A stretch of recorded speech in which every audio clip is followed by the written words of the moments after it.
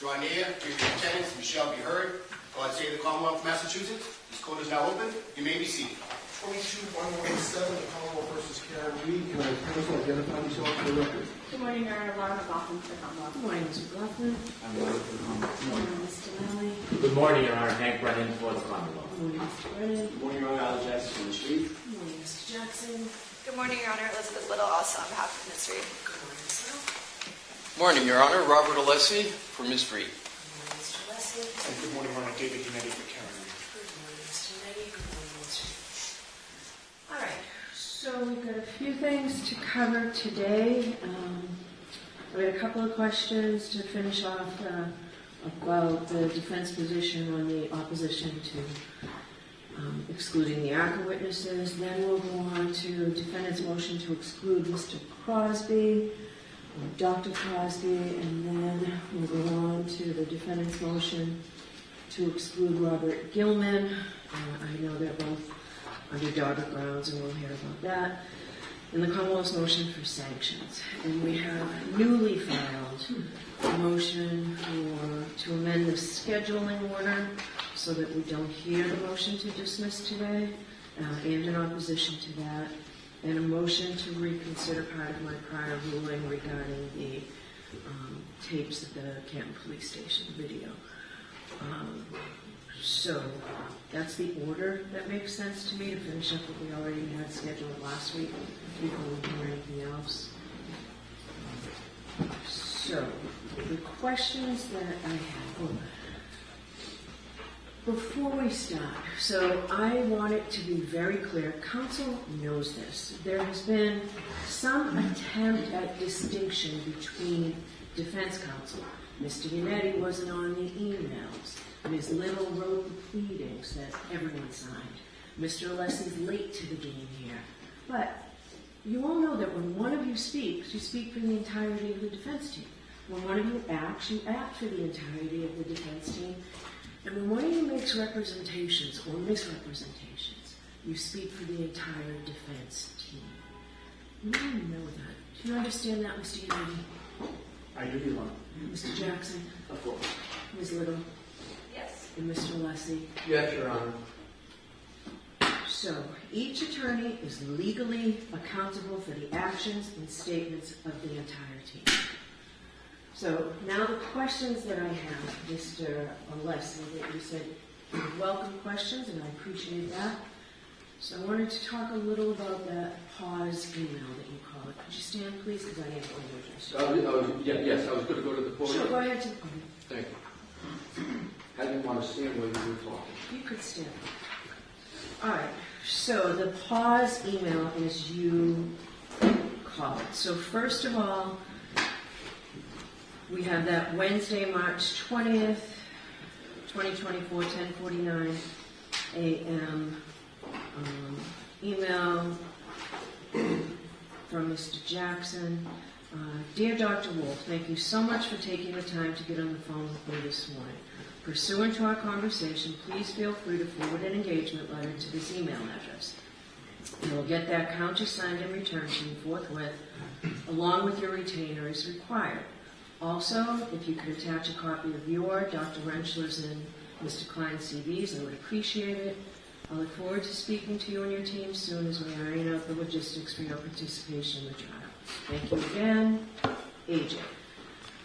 Then, as you pointed out, 2 days later, an email from Daniel Wolf to Mr. Jackson regarding Reed engagement, and that's the title of the other one. Subsequent to our conversation on Wednesday, the U.S. District Attorney's Office has asked that we pause on any further conversation until we receive additional information from their office regarding our involvement moving forward. I will provide you an update when I have it. Thanks, Dan. You called that a pause email, but when I was looking through my notes, what you said was, based on that pause email, I infer that there was no further discussion between ARCA and Mr. Jackson regarding compensation and retainer, and then out of the blue, the bill arrives. So my question to you is, are you inferring, or do you know that to be fact, that there was no conversation, emails, texts, letters, phone calls? Do you know that to be fact? Or is that what you are inferring, as you said? I am inferring, Your Honor, I do not know that as a fact. Okay. So now my next question is regarding the invoice and the payment or fact of payment. So the invoice was provided on February 13th, 2025, provided to the Commonwealth. The bill itself was paid on July 25th, 2024. Why wasn't the record of payment produced at the same time? Same time as what, Your Honor? As the invoice? And you're referring to the record of payment being... Yes. Why wasn't the fact that this payment was made? It didn't come out, for me, at least for the court, until I asked you midway through your proceedings.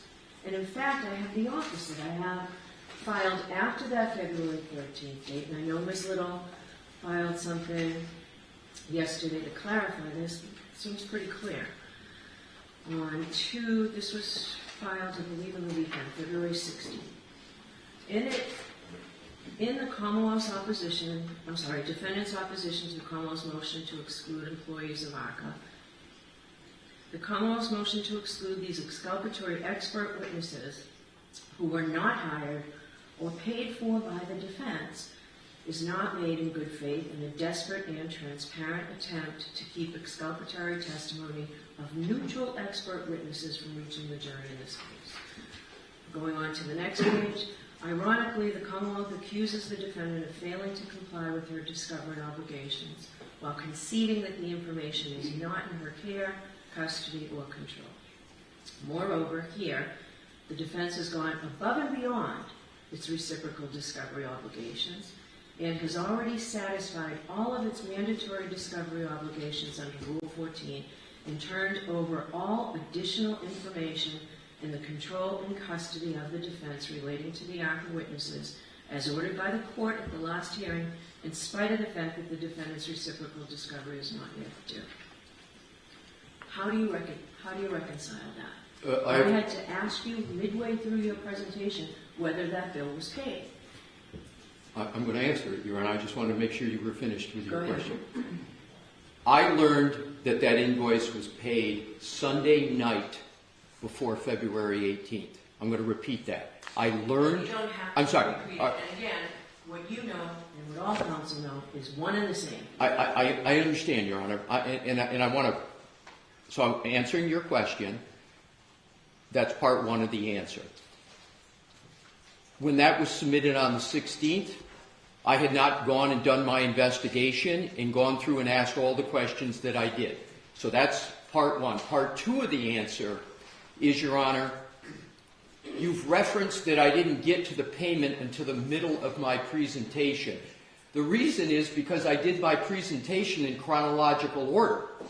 And that's the notebook that I laid out. I started with March, went all the way through, and when I got to the invoice, before I could state that it was paid, Your Honor asked the question, was it paid? And my answer was, right away, yes, it was paid. And I said, and that's what I was going to get to next. So the reason why it came out when it did is because I did the whole presentation in chronological order. But the motion, defendant's opposition to the Commonwealth's motion to exclude employees of ARCA, is signed by you. Your Honor, it is signed by me, but if I could with regard to 3.3A1. 3.3A1 is not a strict liability statute. That's the reason why it has knowing in it, is in order to violate 3.3A1, the attorney in question has to know with regard to the fact and issue. So, respectfully, Your Honor, I have a different view of what an attorney is responsible for under 3.3A1. You're absolutely correct. Under everything else, particularly Rule 14, it can be no excuse for any attorney, including me, that I didn't know what was happening in discovery. That's not the way Rule 14 works. I am responsible for everybody. But, Your Honor, It's clear in the commentary, it's clear in the case law. The reason why knowing is with regard to each attorney is no attorney can be responsible for the statements of issues of fact in court when it comes to a 3.3A1 analysis. That analysis in construction, Your Honor, would render mere surplusage and read out the mens rea of knowing. In something that critical of candor to the court, that's why they put the mens rea in, because no attorney can be responsible for a misstatement of fact of another attorney unless they have knowledge of the misstatement and they knowingly participate. So I respectfully have a different conclusion than Your Honor does about attorneys being responsible for statements on candor under 3.3A from everything else in the world, which I agree completely with Your Honor. All right. I'm not going to ask other counsel. All right. So let's move on to the next motion. Your Honor, if I could, the tags that I had, I've marked them as exhibits. I didn't do that last time. The white book, and I had marked. Mr. Brennan has agreed to them going. May I just offer them in at this time? They're all marked. There are two. Your Honor's February 6th was Exhibit 1, so I picked off on 2 and worked it out before. What would you like me to do with these, Your Honor? You can hand them to the court officer who will hand them to the... Well, there you are. Thank you. Thank you, Your Honor. And have you concluded what you... Yes, but let's get this one. Okay. Yes, 2 to 9. All right. So let's go on to your... Did the Commonwealth want to add anything? No, thank you, Your Honor. All right. So let's go on. And I don't have to 499. So the motion of the defendant to exclude the testimony of the Commonwealth's witness, James Crosby. And I've read it. I read it 2 weeks ago when it came in, Mr. Lessing. I'll hear you on your motion. Thank you, Your Honor. I'm just getting myself reoriented Take back your to time. it. Thank you.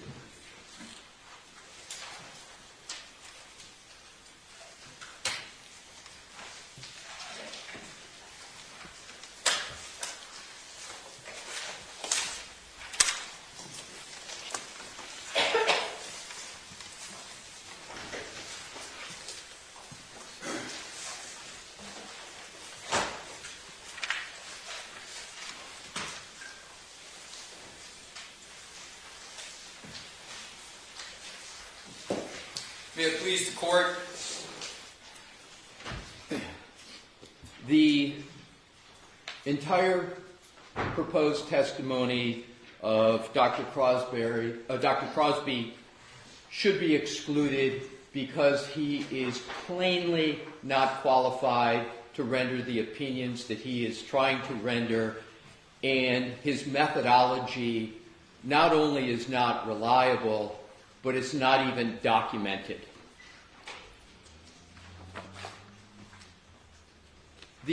Your Honor well knows the inquiry under Dalbert Lanigan, so I won't go through Rentala and the rest. Your Honor's heard it many times before. Under the qualifications prong, the crucial inquiry, Your Honor set the standard for the subject matter of his testimony. And what is the subject matter of his testimony? The subject matter of his proposed testimony is the medical cause of the injuries and wounds to the right arm of the decedent. I'm going to get into how Dr. Crosby tries to camouflage to avoid the impact of the standard Your Honor established. But that is clearly what he is trying to do. And I cite to NDAO 1377, NDAO 1382, because that is where he renders his opinions. For example, he says, this is a preliminary response to your request for my professional expert opinion regarding injuries and defects to the right arm of decedent John O'Keefe. Similar statements. So it's very clear that's the subject matter of his testimony. Your Honor stated with regard to Dr. Rentschler, that it is clear to me that in Massachusetts, biomechanical engineers are not qualified to testify as to medical causation of an injury, the key point. Only an MD can do that. That's what Your Honor said was the clear law in Massachusetts. Admittedly, indisputably, Dr. Crosby is not a medical doctor. As a matter of fact, Dr. Crosby is not a veterinarian, he's not a forensic odontologist, and those are all disciplines that can even get near the type of subject matter that he's looking to opine about. He tries to dodge that very impactful standard that Your Honor established by saying, well, you know, this case is not about the treatment of the decedent. It's not a case about the treatment of the wounds on the right arm, and yeah, you have to be a medical doctor to treat, but that's not what the issue is, so I'm okay. It is a total straw man argument. He's creating this treatment. Nobody ever said the way that the issue is treatment. Dr. Russell never said treatment. Dr. Crosby made it up. So he creates this straw man to try to avoid the medical causation opinion that he is given, and I think that's a clear indication that he is very, very sensitive to the issue that he's not a medical doctor. With regard to his area of expertise, it can't be more obvious than his own proclamations. He says the name of his consulting group is Canine Aggression. His purported title is Certified Behavior Consultant. So he himself dubs himself with regard to canine behavior. And that is what he is expert in. And of course, there's no issue whatsoever in this case about canine behavior, and more importantly, his own report doesn't discuss canine behavior at all. So in conclusion, on the qualifications prong, Your Honor, based upon Your Honor's standard, he's not a medical doctor. He's therefore not qualified to opine on the cause of the wounds to the decedent's right arm. The court need go no further than the qualifications prong to exclude all of his testimony, because all of his report is regarding the cause of the wounds to the decedent's right arm. And it almost is common sense that when someone is trying to opine on the cause, the medical cause of injury, that if you're not a doctor with regard to the issue, that you're not qualified. So now let's go to the methodology of Dr. Crosby. His methodology is essentially, he took measurements of one dog, a dog named Chloe, that it purports to be Chloe. He didn't document that it was. There's no documentation of that. But let's assume, hypothetically, it is this dog Chloe. So what does he do? He takes measurements. This is what he did first, and I'm going to get to what he's just recently submitted. So what does he do? He takes measurements, anesthetizes the dog, takes measurements of the teeth, and then he takes those measurements and he tries to apply them to photographs of the decedent's right arm.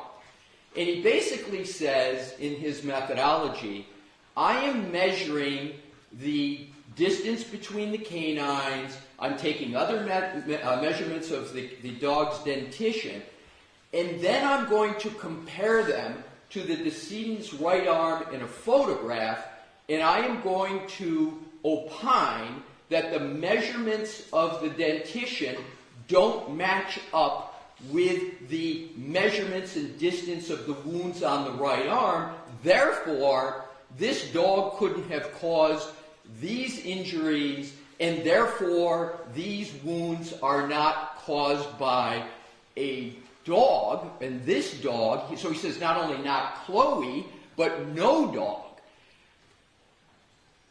Then he goes even further and he says, and I believe the cause is some sharp object. So now we have him going even beyond a dog, and he's claiming that it was caused by a sharp object. It just goes to show you how far he is afield of what he is doing. So he's not a medical doctor, so he's now performing essentially another diagnosis of the wounds to a human. He provides zero evidence of any experience in determining whether a wound on a human is caused by a dog or a sharp object. And his methodology, Your Honor, is remarkable for several other reasons. First, he uses a hospital wristband to take his measurements because the photographs of the autopsy didn't have the ABFO ruler in them. So he tries to use the wristband as a surrogate for his measurements. He provides no support whatsoever for using that surrogate. And what do I mean by support, Your Honor? For an expert to justify a methodology, they've got two ways to do it. The most prominent and common is that the methodology is generally accepted in the relevant scientific or medical field. He provides zero, and I mean zero, words to tether his methodology to a commonly accepted practice, meaning his methodology that he used, he doesn't show any support for that at all, let alone it's commonly accepted.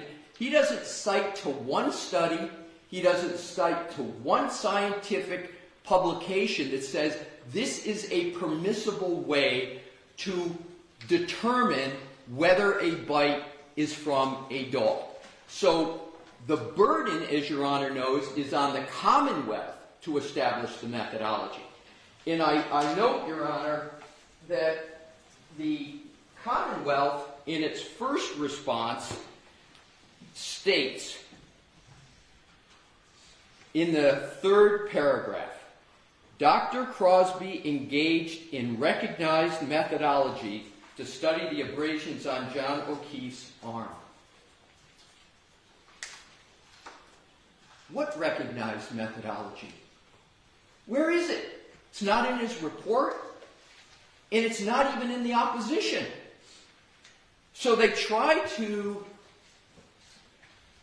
brush over with a conclusory statement, Dr. Crosby engaged in recognized methodology, when it's nowhere in their opposition. Where's the recognition for it? That dooms completely their second prong of Daubert. Then what they say about methodology in the same paragraph, they say the methodology employed was based on facts, science, and study. What do they cite to? They cite back to Exhibit 1, which is his report, which has not one footnote, not one reference in his report to support it. So the statement the methodology employed was based on fact, science, and study is a bald conclusion with no support at all. And this was the opportunity for the Commonwealth. I put it pretty clearly what the challenge was, for them to come back and say, oh, no, the methodology, it's recognized, and here is the basis for it. It gets worse for the Commonwealth, Your Honor, on the methodology, because there are potentially some methodologies that might be used. They're called into serious question, but one of them for humans, not for dogs, is what the ABHO talks about is the dental mode and overlay method. And that is basically take a mold of dentition, And in the most recent submission, the Commonwealth put in, very belatedly, but I can deal with it, that Dr. Crosby now says he took molds of the dog's teeth. And so I'm going to accept arguendo that he did that, and he did it correctly. But what he misses is those molds are meaningless unless you come to part 2. You've got to take those molds and compare it to something. And the something is what's called the overlay method. And what is the overlay method? And this is all set forth in our opposition. And I've got citations to the exhibits, which I'm going to go to. The overlay method is the part 2 you apply the mold to. So what you do is you take tissue samples of the wound. And you make, there's a variety of techniques you can do, but you basically create the wound on a model, and then you compare the mold to the model to see if they match up or don't match up. He never engaged in the second part of what is, even with 2 parts, is a questionable methodology. He doesn't employ the overlay method, the part 2. So the molds that he took are meaningless unless you have the overlay to go with it, because that's what you compare them to. More importantly, the ABHO makes it clear that the only people that can do that are forensic odontologists. And even then, the science is very questionable. What he also does in terms of, and also for his methodology, where it's just a measurement, he provides 0 citations, and the Commonwealth provides 0 support for taking measurements in molds and comparing them to the wound. 0. So what are the other errors of Dr. Crosby? And these are not mere differences of opinion, Your Honor. These go right to the methodology. And we put in an affidavit of Dr. Russell, who is the medical support for his errors. So Dr. Russell goes through and talks about all the errors that Dr. Crosby caused in his analysis.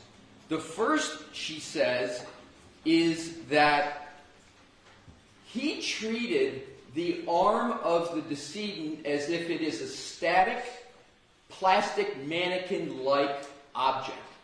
And what is meant by that?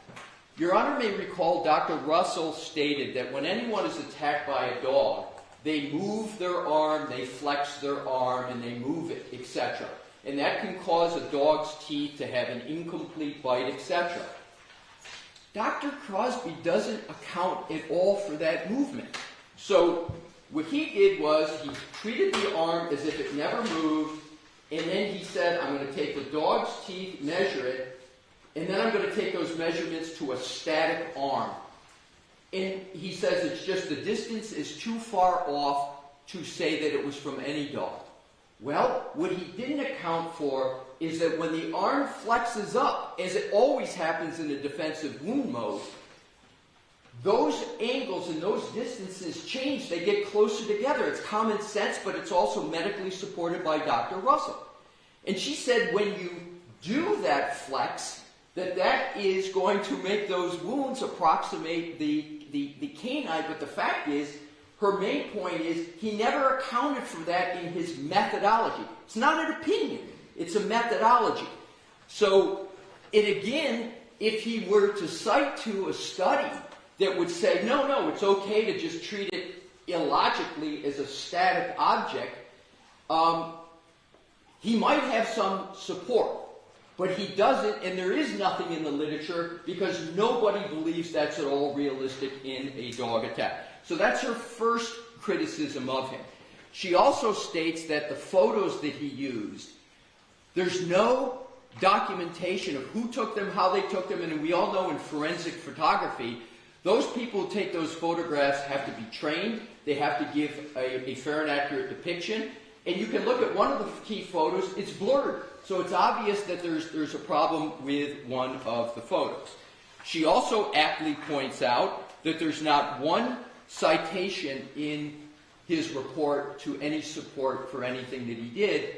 The Commonwealth, in their opposition, spent more words going back trying to attack Dr. Russell than they did trying to support their own expert's opinion. And I just counted the lines. I'm not going to tell you what the count is, but there's more lines basically trying to say that Dr. Russell's entire testimony and opinions lacked adequate authority. My. She had, I think, 31 footnotes in her report.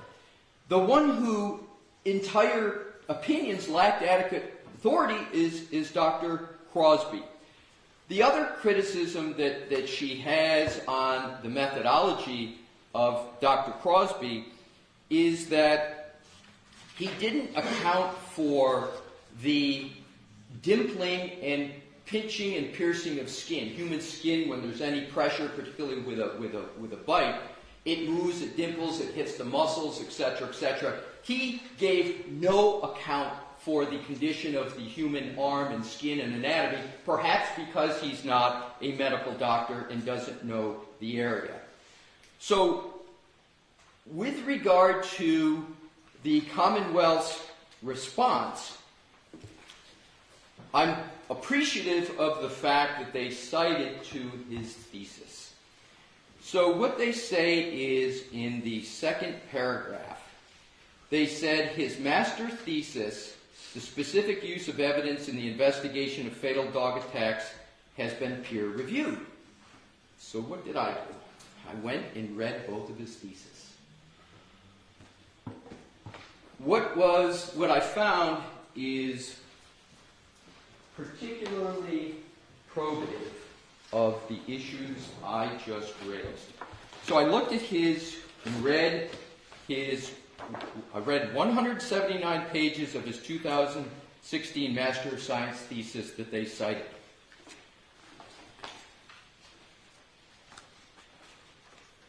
In it, he talks about,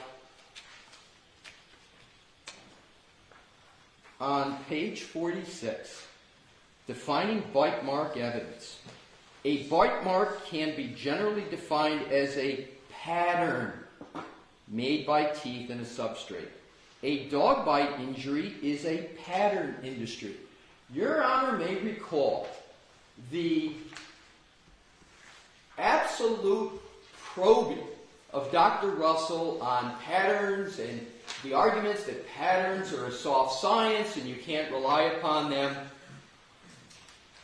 And lo and behold, Dr. Crosby's first sentence in his master's thesis is a bite mark can generally be defined as a pattern. A dog bite injury is a pattern injury. So I appreciate in his thesis that he confirms Dr. Russell's methodology. What he doesn't do in his thesis is even mention his own methodology that he used here. In 179 pages, there is now one reference to the methodology he used in his report. With regard to, I mentioned the ABFO, the American Board of Forensic Odontology, and I mentioned how difficult that is to do that correctly. In his thesis, he states, and I quote on page 61, the guidelines, however, do not indicate the criteria necessary for using each method to determine whether the bite mark can be related to a person's dentition and with what degree of probability. There is no science on the reproducibility of the different methods of analysis that lead to conclusions about the probability of a match. A very, very, and I couldn't agree with Dr. Crosby more on that.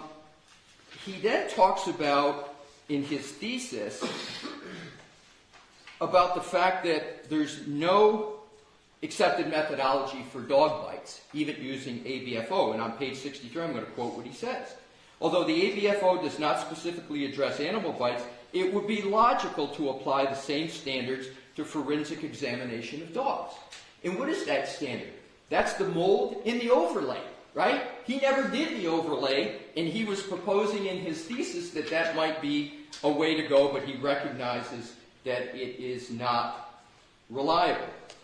And then on page 66, the last paragraph I'll cite in this, he says, reliability in human cases is under examination. Hard statistical agreement on consistency is not present, so each evaluator will have to make the best argument in each case. As case law develops and examination science progresses, we can hope that standards will be established and accepted.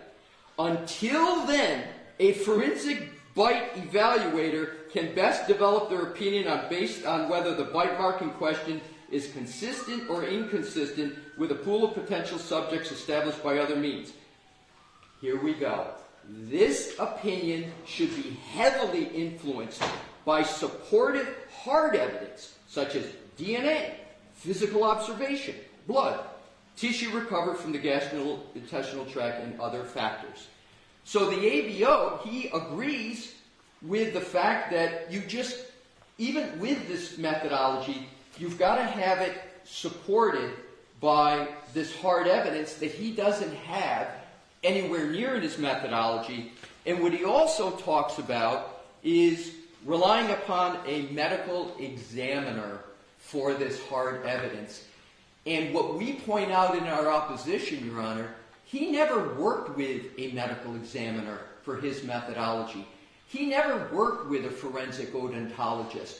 In the case law that we point out, even in this very suspect area of bite mark analysis, even in the cases that allow it for humans, they are all cases where there had to be a forensic odontologist or a medical examiner involved for quite obvious reasons. So his master's thesis supports the methodology of Dr. Russell and provides not one mention of his methodology.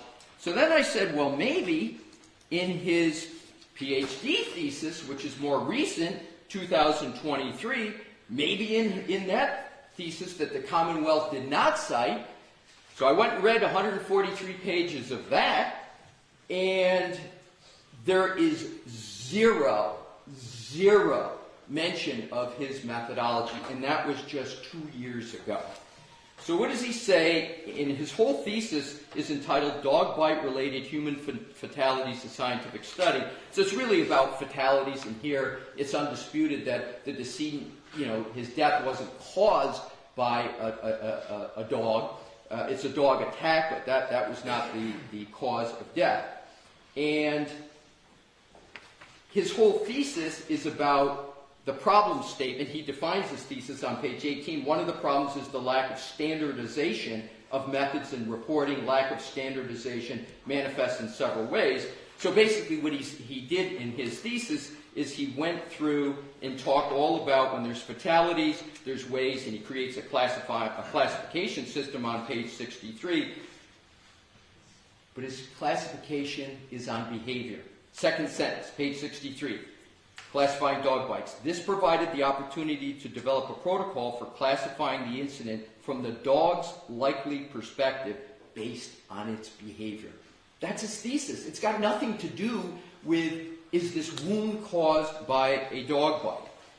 And so, on the point of needing a medical examiner, needing someone like a forensic pathologist to be involved, he agrees. Page 125 of his PhD thesis, first full paragraph. Where possible, medical examiners or other examining experts should document the location, extent of wounds, and try to determine which wounds may have been antemortem, perimortem, or postmortem. This may require histological analysis by a forensic pathologist. So he mentions what medical examiners should do, what a forensic pathologist should do. He doesn't even begin to suggest that he should do it or that he is even qualified to do it. So in sum, Your Honor, with regard to Dr. Crosby, whose degree is in veterinary science, I don't know what that is. Dr. Russell doesn't know what that is. It's certainly not a veterinarian, although if one reads it quickly, one might think that's what it issued. He's not. He was a police officer for 22 years. And even then, he wasn't like a canine police officer. He had an interest in them then.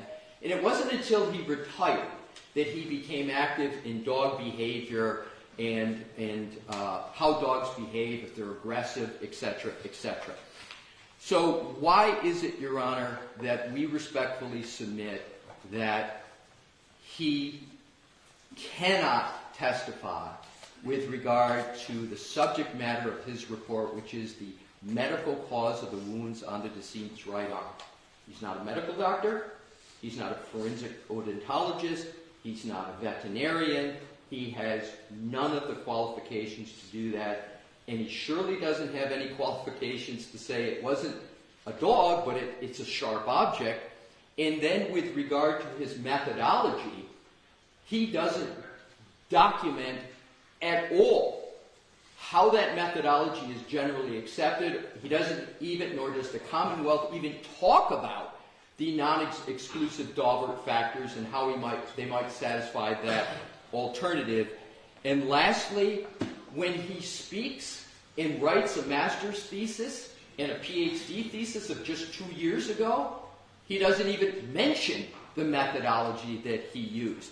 So, Your Honor, in Your Honor's opinion about Dr. Russell, stated that it was a close call for Dr. Russell in her ability to testify. If it was a close, no, not if, since it was a close call for Your Honor, I believe it is as distant a call as possibly could be made with Dr. Crosby. So I respectfully request that he be excluded. There's no need for a Daubert hearing. It's plain on the papers, and it's not something that is curable. The Commonwealth tried to submit very recently a mold. Interestingly, they never tried to document the methodology, tether it to study, show that it was recognized. They've now had 2 tries at it, and they haven't come close, and I'd urge the court to reject it. A jury should not have to hear from a dog behavioralist on what was the cause of the wounds to the right arm of the decedent. All right, thank you very much. Mr. Brennan, before you begin, Dr. Crosby is not going to testify that this injury appeared to have been caused by some sharp object, is he? Are you planning on bringing that in? I wouldn't ask him to do that, no. Okay. All right, so I'm hearing a motion. Yeah? Yes.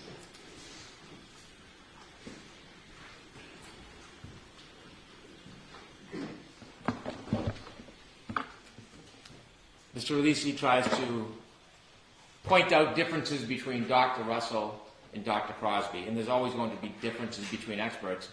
One difference is that Dr. Crosby has actually testified in state and federal courts regarding dog bites before, where Dr. Russell never had before this case. And so, in preparation for Dr. Russell, we provided not only a CV, a history of his education, but also an actual report. An actual report of what Dr. Crosby did, the methodology explaining his analysis, his examination of Chloe, and his testing. And that was provided to the defense prior to any testimony that he will have on the stand. When we look at the summary that's provided, Dr. Crosby has testified in numerous cases before. So those courts seem to disagree with Mr. Releasy's opinion. In addition, Dr. Crosby set out in his package numerous different journals and publications that he relied upon in this case. There are a number of publications, I won't read them all to the court, but we can see that he relied on books regarding bite mark evidence, human bites versus dog bites, forensic study of dog attacks on humans, a focus on bite mark analysis. The list is comprehensive: variable mechanisms of dog-related deaths, life-threatening dog attacks, a devastating combination of penetrating and blunt injuries, fatal and near-fatal animal bite injuries, on and on. These are materials that he has studied, he's familiar with.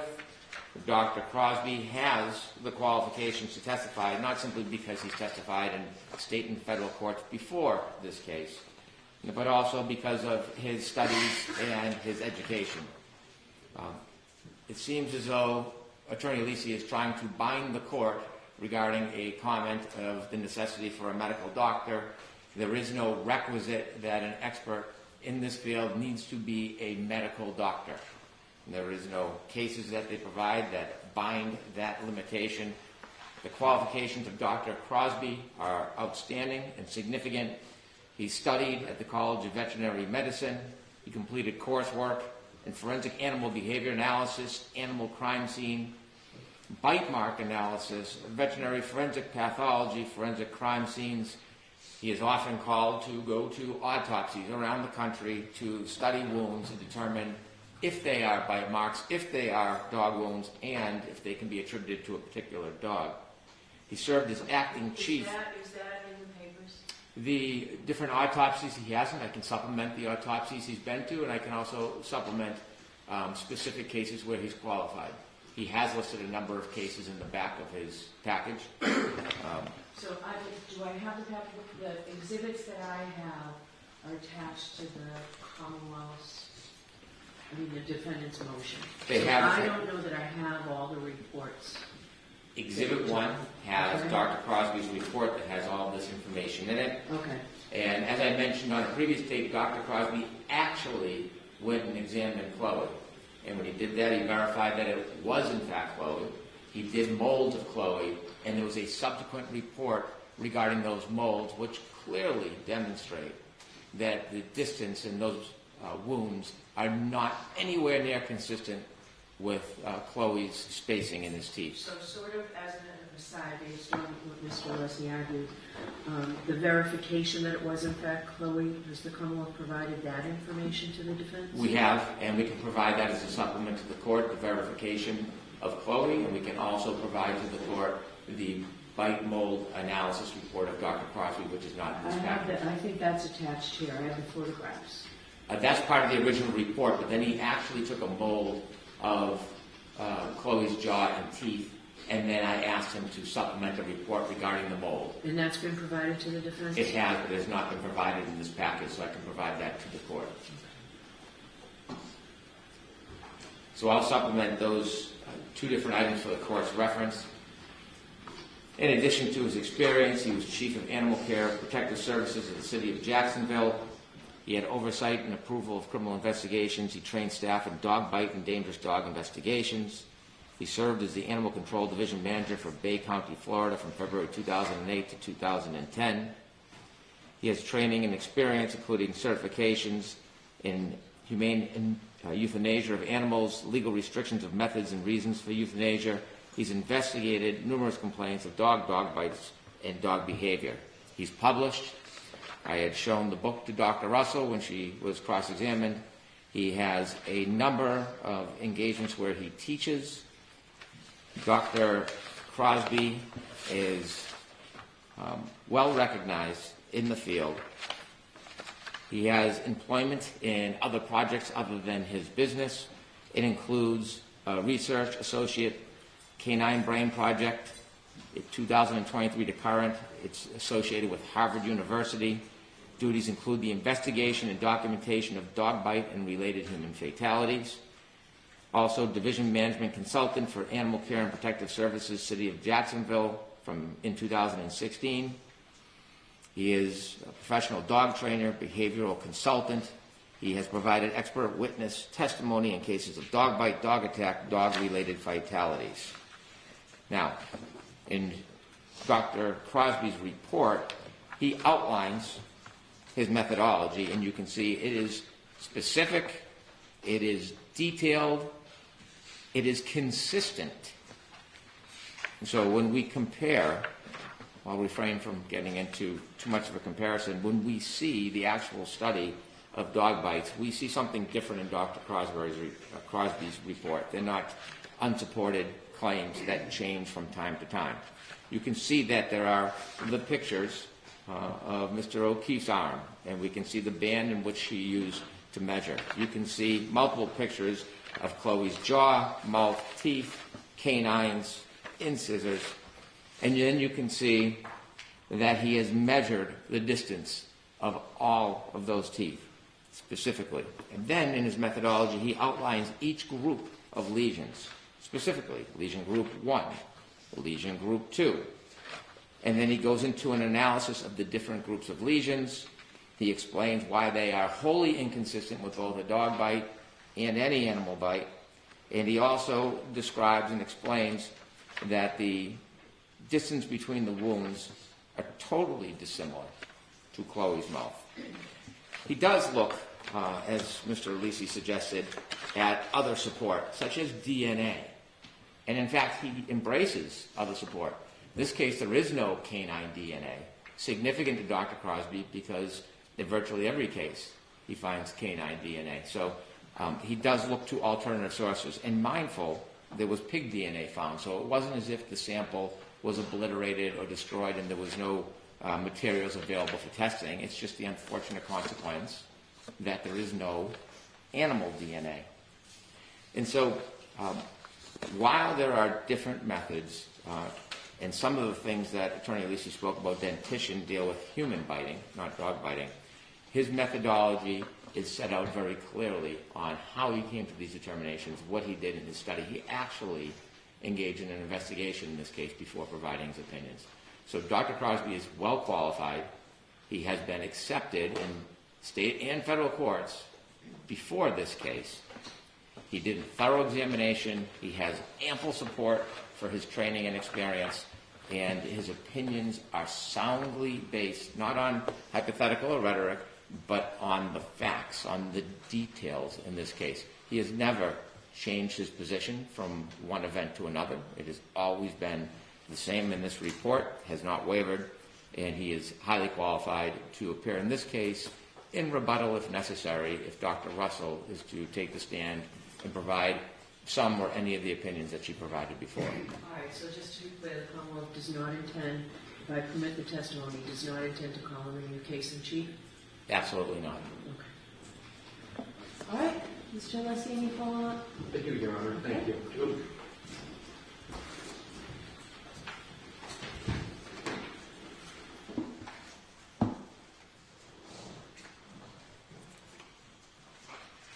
The Commonwealth did not address in its presentation, you heard, one probative, legal, or factual point I made because they can't. Specifically, the Commonwealth just stated that Dr. Crosby has testified in court numerous times. On what? It's important. You can be qualified to testify. And if it's what Dr. Crosby does on behavior, dog behavior, was the dog an aggressive dog? I get it.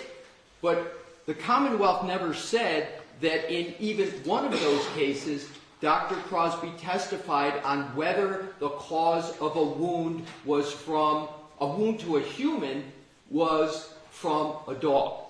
It wasn't mentioned. There's no case provided.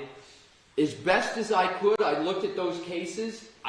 I couldn't find many of them, but I didn't see any indication that he testified and was allowed to testify that the cause of this wound on a human was from a dog or a specific dog.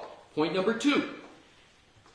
Mr. Brennan mentioned he cited numerous journals.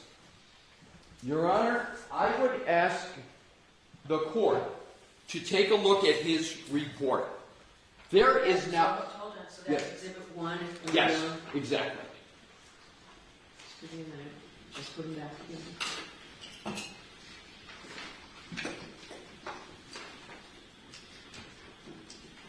All right, so what page? Every page. The point is, there's now one footnote in any of his reports. So he does go through his purported methodology. I've never said he didn't present a methodology. My point is, his methodology is not accepted, let alone generally accepted, and nowhere in his report does he say this methodology, this measurement methodology, is accepted at all. And you have to either show in Dalbert Lanigan that either your methodology is generally accepted in the relevant medical community, or that you can satisfy the Dalbert factors, which I'm going to get to. But Mr. Brennan said he cites to numerous journals. Your Honor, this is what Mr. Brennan has to be referring to. If Your Honor would please turn to the end of the report. This starts on NDAO 1400, very much toward the back.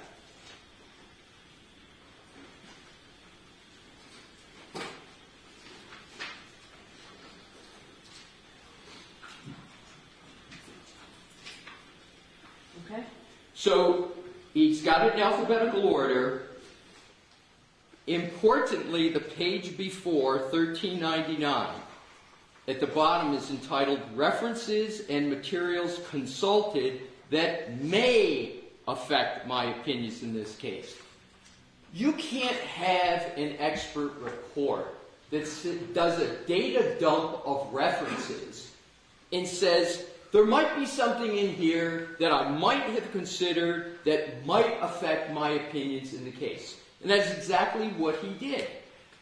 And the only conclusion I draw from this is his methodology isn't in any of them, because if he had to cite which one of these contained his methodology, he would have to be creating fiction. So when Mr. Brennan says he cited numerous journals, well, he did, but where does he tether his methodology to one of them? He doesn't because he can't, because his methodology, to the best of my research and Dr. Russell's, has never been accepted by anyone. So then what Mr. Brennan stated was that he participated in autopsies. My point exactly. He participated in them.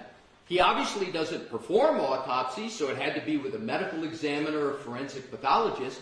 He didn't do that in this case.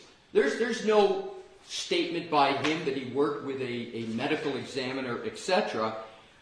So I think the inference the Commonwealth wants Your Honor to take is, because he's participated in autopsies, he must have been the one that determined whether or not the the wound is from a dog. There is zero evidence in any document from which even an inference can be taken. There's no foundation fact from which the inference can be taken that that's what he has done. He mentions a book that he tried to use on Dr. Russell and, for whatever reason, immediately truncated it. I will just reference that book is not peer-reviewed, but importantly, nothing in the book that Dr. Crosby wrote, and I thank Mr. Brennan for bringing it up, there's nothing in that book that sets forth the methodology that he used here. It's not there. With regard to he's well recognized in the field, that's exactly what Mr. Brennan's words he just used. He's well recognized in the field. What field? For Daubert, you gotta have experience in the subject matter. I don't know what he means by field. Is it dogs, dog behavior? In Daubert, it's the subject matter, the testimony, which is what's the medical cause of the wounds to right arm. That's not documented. That's not even stated. He mentions Harvard, which people use for obvious reasons. You know, it's Harvard. But what is it that he is participating in Harvard in? This was from the words of Mr. Brennan. Canine brain behavior. I didn't hear anything that he's at Harvard opining on the cause of wounds to humans and whether they're not from a dog. Mr. Brennan said that he outlines his methodology. I agree with Mr. Brennan on that. He does outline the methodology that he uses. But fatal and problematic is he doesn't tether it to a study to say it's generally accepted, which is the key inquiry under either Commonwealth v. Davis, common acceptance, or the Daubert-Lanigan, the 9 exclusive factors. And then the last point that Mr. Brennan made is particularly telling. He said Dr. Crosby bases his opinion on facts. That's not the Daubert inquiry. You've got to base your opinion on a reliable methodology. Facts, yeah, they are somewhat relevant, but the most probative aspect is methodology. So I am still, after all this time we've argued this, waiting to see where is the study, where is the documentation that the methodology that Dr. Crosby used, that a medical doctor, Dr. Russell, so thoroughly criticized, where is that methodology documented in one of these many references at the end, no footnotes in his study?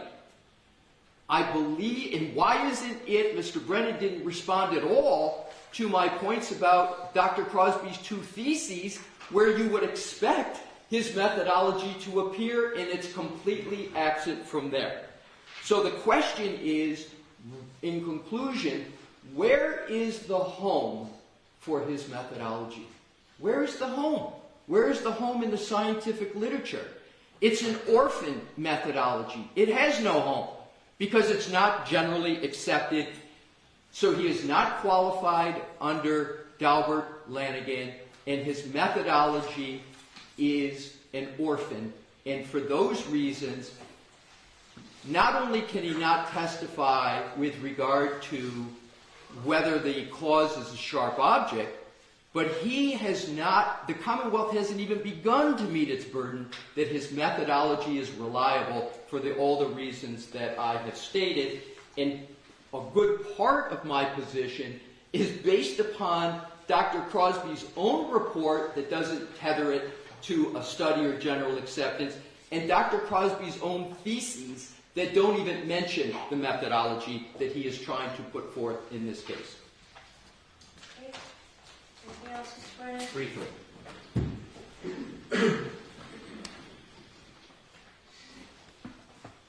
On page 6 and 7, Dr. Crosby offers court cases in which he has testified or provided expert opinion. I will give you specific cases where he's been qualified in state and federal court. Mr. Lisi harps on the idea of methodology. If we remember Dr. Russell's testimony, it wasn't until later in her testimony that she introduced this idea of pattern recognition analysis. And we hear very little about the details. What we knew or learned from Dr. Russell is that she couldn't identify any of the wounds, none of them independently, just collectively. In fact, I think she opined that she was the only expert in the country that really could perfect the art of pattern recognition analysis. Attorney Alisi's arguments are the fact that he doesn't like the way Dr. Crosby wrote his report. But what I can say for Dr. Crosby is at least he wrote his own report. And when you look at Dr. Russell's affidavit in support, there's something, to be intellectually honest about it, striking. Kind of like her original report, where it was clear to me that it wasn't fully written by Dr. Russell. You look at that affidavit, it is not consistent with the testimony or the mannerism or the way that expert speaks. And so a lawyer can craft an affidavit and help craft a report so it meets their idiosyncrasies, but that is not the arbiter of somebody's qualified. Dr. Crosby is qualified, he has experience, he's testified and been accepted by courts before. Thank you. Okay. So before we move on to the next motion was, it was filed after the other motions that we finished here. It was filed on February 21st, I believe. Defense motion to exclude, February 21st. Defense motion to exclude certain testimony of Commonwealth witness Robert Gilman, and in the alternative of Dalbert hearing. So the last time we were here, I wasn't sure we would reach this. I think it had just been filed. So I don't have an opposition from the Commonwealth. I don't know if you wrote one, if you planned on writing one, or if you just wanted to go forward, and also whether you're prepared to go forward today. We do not have a written opposition, but we are prepared to go forward today. Okay, so I will hear you. Mr. Leslie, this is you again, right? It is, Your Honor. All right, so I'll hear you.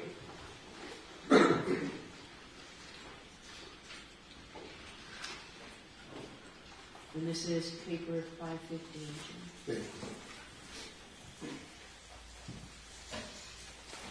May it please the court, Mr. Gilman, a meteorologist, is attempting to opine on the hardness of soil conditions at 34 Fairview on January 29th, early morning 2022. He states in what is a certified weather statement, that's quote, certified weather statement, many things, and we don't challenge his statements about what the temperature was and precipitation. But what we do challenge is his opinion with regard to the hardness of the ground. With regard to his qualifications, his qualifications to opine on the hardness of the ground. He is not a geologist. He's not a pedologist, i.e. a soil scientist. There's a specific field for that. He's not a hydrogeologist, which is a scientific discipline that blends water movement in the subsurface, particularly the soil. He's not a hydrologist, which deals with solely movement of water, whether it's in any kind of media, soil, etc. And he doesn't purport to have any of those qualifications. He doesn't even state that he took courses in college that would have even educated him on soil hardness and the effect of precipitation with regard to the hardness of the ground. But perhaps the most telling statement that he makes is he puts his opinion in quotes. So his certified weather statement is hard as a rock, I believe. I'm looking for it. So I'm sorry, there were a couple of exhibits attached to your affidavit, Mr. Leslie? Yes. So one's Exhibit 1, I don't see any. I'm sorry, Your Honor, it's Exhibit 1. Okay. It's his February 3rd, 2025, quote, certified weather statement. Okay. That is it. And at the bottom of it, it's got in the quotes the Okay, I see it. All right. I don't see anything that says certified weather statement. It's an email, right? no, his report is Exhibit 1. It does state certified, and I'm quoting certified weather statement. Is it NDA 02802 and 803? It is exactly that. Okay. Yes. So Your Honor, he puts his opinion in quotes, which to me is an indication he's speaking in lay terms. I've never seen an expert put an opinion in quotes. And he does not tether that opinion to any methodology. As a matter of fact, Your Honor, and that's the entire basis for what the Commonwealth is proffering is support that, one, he's qualified, and two, that his methodology is reliable, but he doesn't even state what his methodology is that he used to come to that opinion. I've never seen a proffered expert not even state what the methodology is. He doesn't say how he came to that conclusion. So it's the burden, as we know, of the Commonwealth who's offering the witness to demonstrate by a preponderance of the evidence. They don't even have evidence, let alone a preponderance of the evidence. They don't state a methodology, and they put the key opinion, the only opinion, in quotes. And, Your Honor, there is a deep and typical of science, complex way to determine hardness of ground. And he doesn't even begin to discuss that whole science. And Your Honor may recall in previous Delbert Lanigan hearings, I cited to the Goodman case, the Pasteur case, and the courts in Massachusetts has said, in addition to going through making sure you've got a methodology, the court can also use it's the words of the court's common sense. So in addition to all the defects that I just covered, has anybody ever, all of us have heard a meteorologist in many different fora, most prominently on TV, talk. And what do they talk about? They talk about the weather, the forecast of the weather. What is the weather? We all know what it is. I've never heard a meteorologist say, today is going to be 22 degrees below freezing, there's going to be precipitation, and the ground is going to be hard as a rock.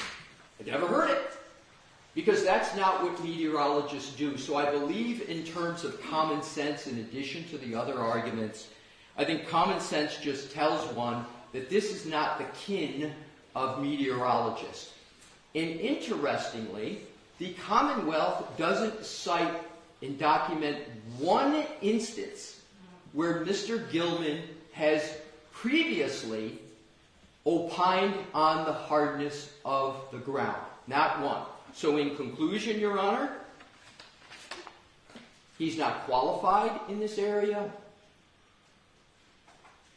He doesn't even state a methodology to come to the opinion, let alone show that if he had a methodology, it's reliable. He puts the opinion in quotes.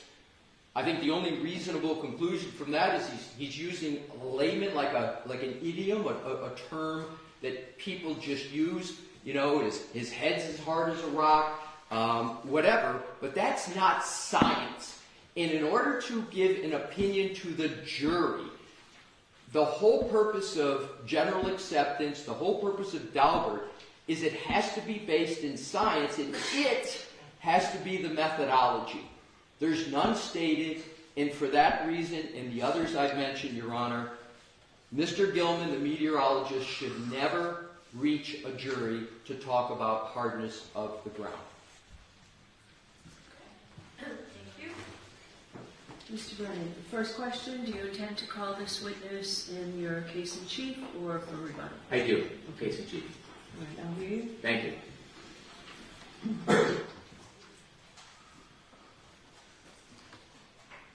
The Commonwealth proposes calling this gentleman to talk about the weather conditions leading up to the night that John O'Keefe was killed, to talk about the temperatures, the wind conditions, also the snowfall.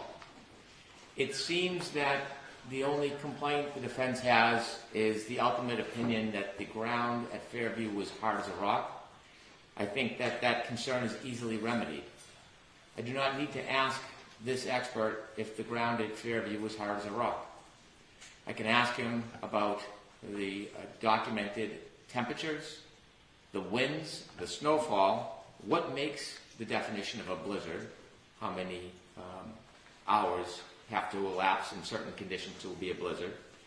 Also, he can measure the snowfall as it accumulated that night into the early morning hours because there's statistical evidence about it. And I would like him to talk about how ground freezes. Without giving an opinion that this ground was hard as a rock, he should be able to testify that over a period of time, the frost below freezes the ground. I don't need or would not ask Mr. Gilman to talk about the ground hard as a rock. We have a handful of first responders who will give lay opinions with common sense that the ground was hard as a rock, and state police who excavated can testify to that very thing. So Mr. Gilman does not need to offer that opinion. If that's the only thing offending the defense, I think we can resolve the issue. Okay. Would you say that, Mr. Lessing?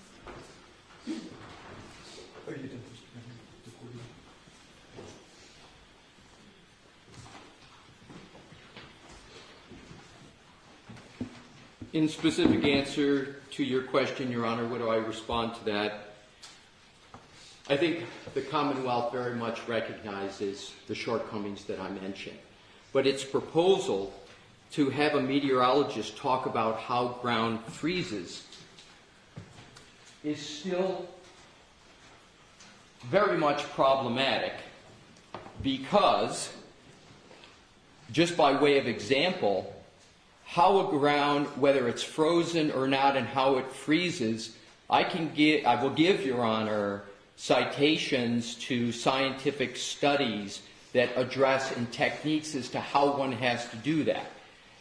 Benjamin J.G. 2005, freeze-thaw effects on penetrometer resistance in shear strength of... Why don't you put those in writing? Was that just a Google search? I saw that you had it on your... Actually, Your Honor, the answer is no, it's not a Google search. I actually consulted with the former head of the National Academy of Science on geology, Dr. Donald Siegel, who told me and gave how it is that one determines whether or not ground is even frozen. Okay, so that would be helpful to me. Is there any objection to the Commonwealth to me getting that? Not at all. No. Happy to provide it, Your Honor.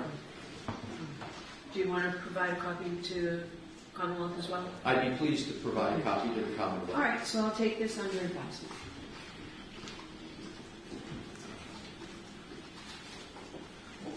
So how long do each of you need to get me what you said you would get me? The Commonwealth, the articles, and the qualifications, or the cases and the qualifications of Dr. Crosby? I can have that to you today. Great, okay. And those articles, Mr. Alessi, that you were just citing, when can I get those? Do you want all the citations or the articles themselves? If you've got the articles, if you've got a copy that'll save me from having to find them and read them, that's fine. If you just give me the links, I can do that myself. I'll get you the articles, Your Honor, in the text, and it's probably going to take me 2 or 3 days. Do you have the links? Do you have a list? Well, I've got a list right with me today. Okay, so I'll take that. And that'll save you from having to print the articles. You let me hand it to the court officer? That would be great. And you'll provide it to the Commonwealth as well. Is that your only copy, Mr. Alessi? Did co-counsel have copies? Oh, no, co-counsel doesn't have any of this, Your Honor. Okay. I just need to black out something here that's... Sure. You don't have to do it right now. Do it before you leave. I'll do it before I leave, Your Honor. Now Thank we're you. there, we'll see to it. Jim, can you get a copy made for everybody? Thank you. All right, so now, because we're doing them in the order they came in, Commonwealth's motion to impose sanctions. And this involves a transcript that I've read. I've listened to the actual recording. Maybe it makes sense to take a 15, 20-minute recess. Now, does that make sense to everyone? Okay. All right, Can good I morning, just ask, please. is the Commonwealth going to play portions of this or not? The flash drive has been impounded because I understand the nature of it. Is it all, are you referencing just the transcript? Actually, I'm going to see Counsel. May be seated. Quiet, please. Still on the record.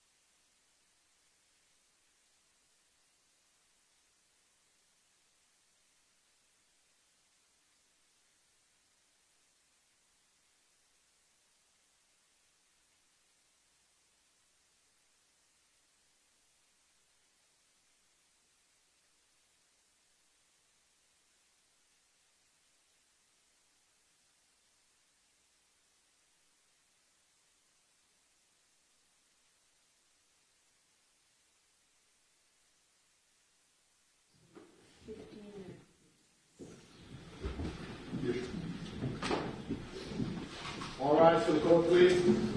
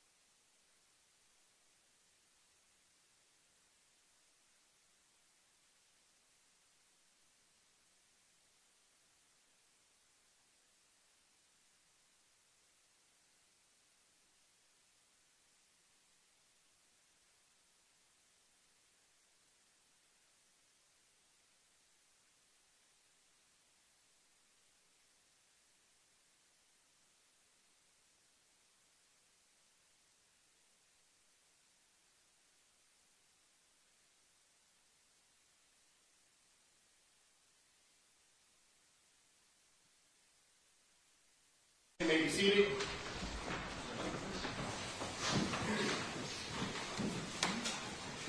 Great, I want to thank you both for getting me these materials, Mr.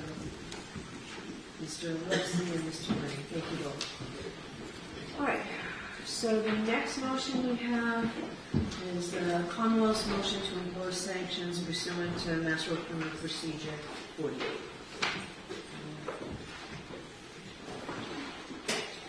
Mr. Leslie, do you need a minute? Did you need a minute? I'm sorry. Could I please just... Sure. Thank you. Timmy? Yes, I'm working on something.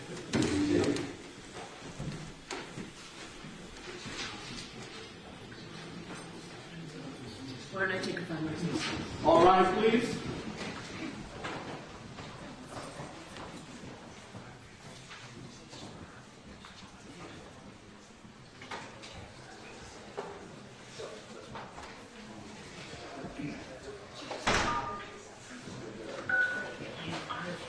You can see the thing.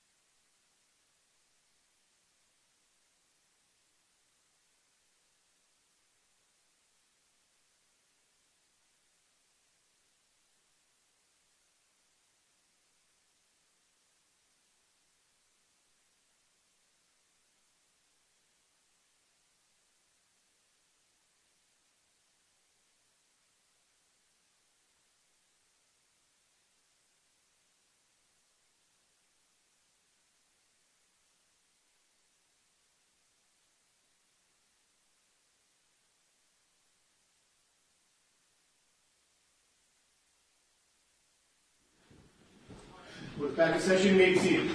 Thank you for that. Sure. All right, so, Mr. Brennan, I will hear you on this motion.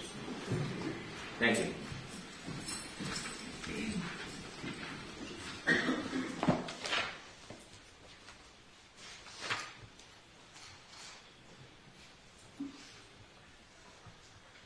As the court's aware, there are certain materials throughout the duration of this case that have been disclosed to the defense pursuant to protective orders. Protective orders are sacred. If there was no need for protective order, there wouldn't be a need for court intervention to protect the material.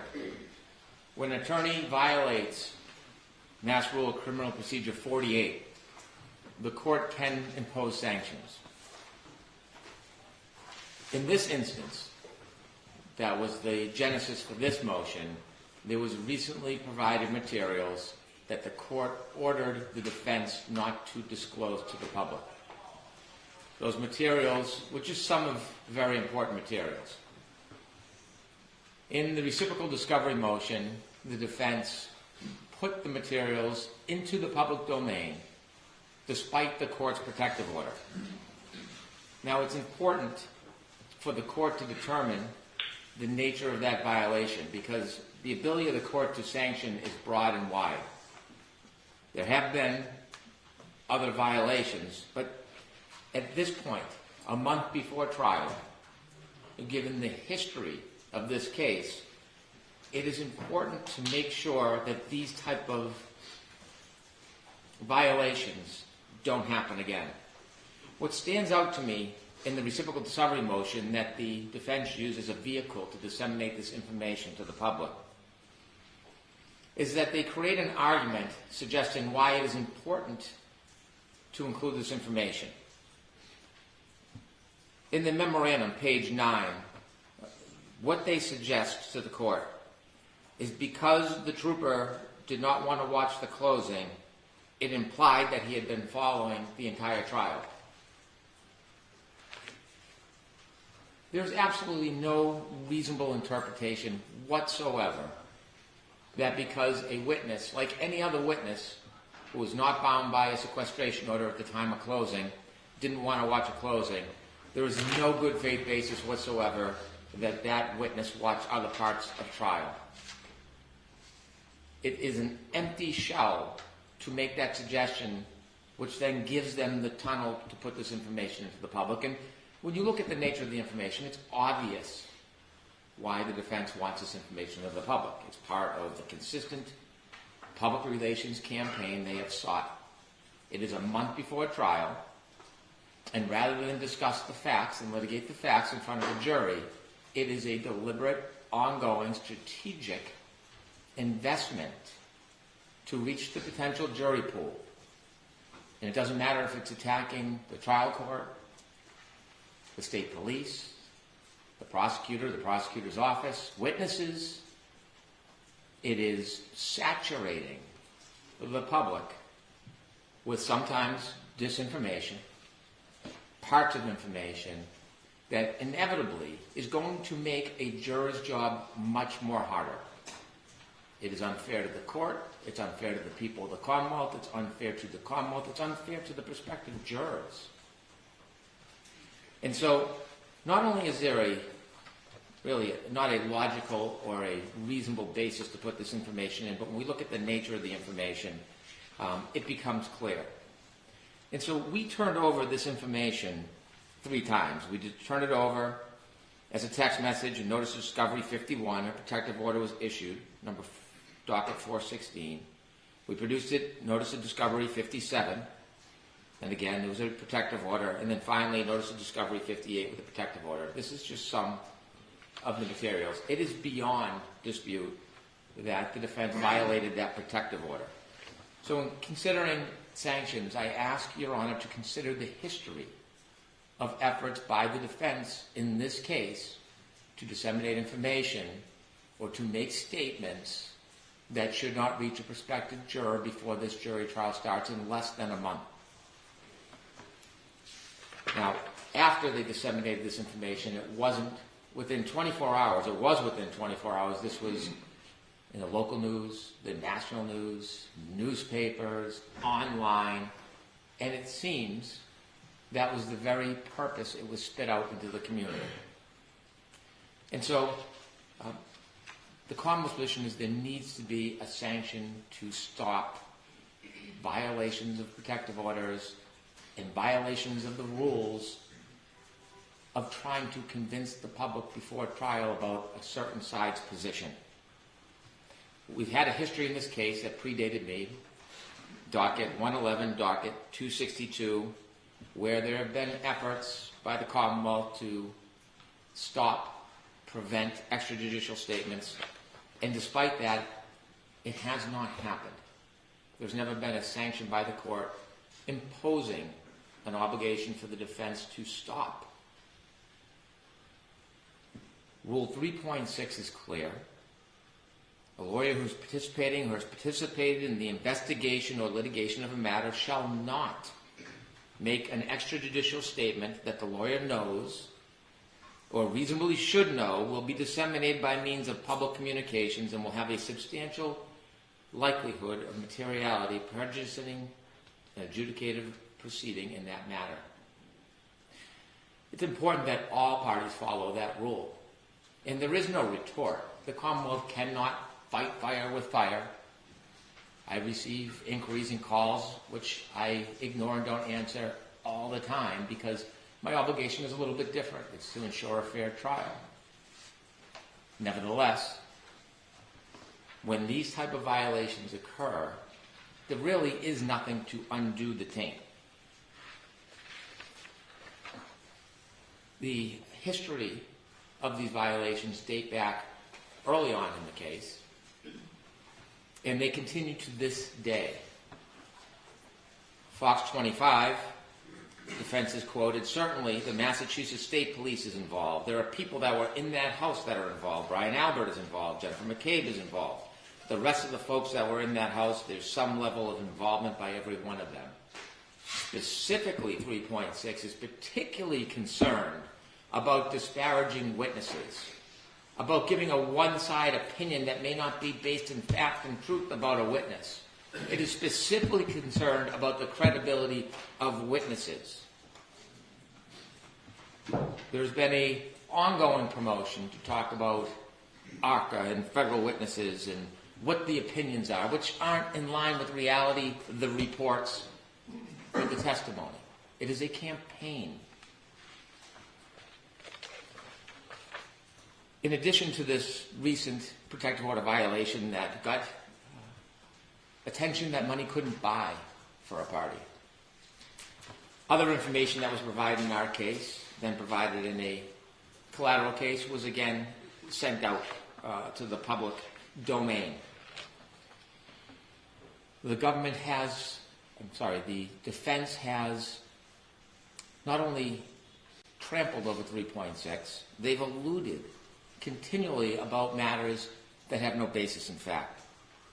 January 18, 2024, District Attorney Morrissey is well aware he's a target of a federal investigation.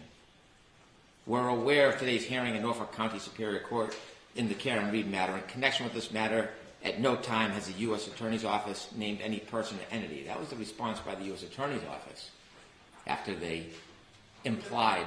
Where was that made? Where was the January 18th comment that you just said? Where was that made? That was made by Mr. Yannetti, and I have a clip of it. He also appeared on Court TV with Ms. Reed. The Commonwealth is moving for a protective order for these letters after revealing part of what they contain. The Commonwealth wants to keep the remainder of the letters hidden because the letters contain information that will embarrass District Attorney Morrissey and his office. The letters demonstrate that he's a target of a federal investigation for what his office has done to Karen Reed. This is... Where was that Court TV appearance? I can get the date for Your Honor. Recently, on February 18th, when we were arguing discovery motions, Attorney Little stood up, invoked the boogeyman, a federal investigation, attached themselves to the Birchmore case, and then proceeded to list off a number of troopers' names with no real association or relevance to any discovery motion. And this was a tactic to besmirch these hard-working, dedicated public servants simply by attaching them to a federal investigation for which there is no boundaries. Well, within 24 hours of those arguments, the Norfolk County District Attorney's Office was contacted by the United States Attorney's Office. And let me make crystal clear, they made clear that I could inform the court there is no longer any federal investigation into the investigation of John O'Keefe's death or any related matters. It is closed. It is over. So all those implications and innuendos that erode at the objectivity of our potential jury pool, well, they become more egregious when you see that they're not based on reality or fact. And so I submit that the ongoing, deliberate, purposeful poisoning of the potential jury pool is not only wrong and unfair, it needs to be stopped. And this last incident of taking a private email under a protective order and putting it in a pleading for the world to see is just yet another example. It's one small step in the marathon. Now, they've made their campaign clear why they're doing it, and how they're going to do that. If there's any doubt whatsoever about the intentions of these tactics, I've submitted audio clips to you under seal, and I won't repeat what's in them. But that makes abundantly crystal clear why this is happening. And so, inevitably, the court has the ability to sanction. And as an aside, although an accused stands in a different or sits in a different position than the attorneys, grand jury minutes cannot be disseminated either. Not just the paper, in substance, they can't be. Doesn't matter who you are. And so the Commonwealth asks the court to consider sanctions so that we can have a fair trial, so that it doesn't limit the parties. It's not retaliatory. We will abide by the same rules. What I suggest is that from now until trial, all pleadings submitted by the defense should be under seal so the court and the Commonwealth can review them and make any objections if there's any material that's private, so that there's no oversights or mistakes or dissemination of protected material. And then if the court and the Commonwealth does not have any objections, then those materials can be provided publicly on the docket. Also, the Commonwealth suggests that the court impose a sanction that the defense must follow Rule 3.6 as the Commonwealth does. No more symposiums on the courthouse stairs. No more interviews with national media. No more statements to press privately behind the scenes over a coffee, putting out information, oftentimes inaccurate, to sell the story before the trial starts so that we can have a trial on fact. There should be a gag order on all of these attorneys, every single one of them. And the Commonwealth will not speak either. Ms. Reed, I'm not asking for a gag order for. And so in light of the history of these repeated violations, in light of the inability for the defense to restrain themselves, in light of their purposeful, intentional, and obvious efforts, in order to best try to maintain a fair jury in this case, is to impose those sanctions, and that's what I'm asking for.